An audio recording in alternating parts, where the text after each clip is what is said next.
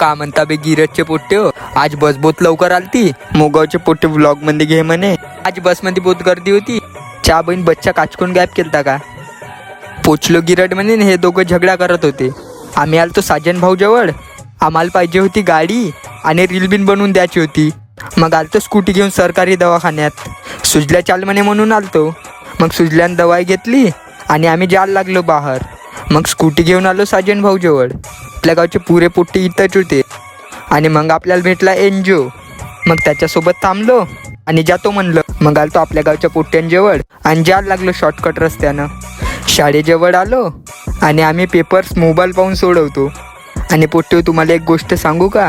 ह्या क्लासमध्ये कॅमेरा आहे. आणि मग सुट्टी झाली ना आम्ही तिघजण निघलो. आणि जग्यानं मी पेट्रोल भरायला जात होतो आणि टाकलं पेट्रोल. आणि मग आलतो पिंगर खाले. मग इथं भेटला सोम्या आणि इकडं सुजल्या बिन आला होता.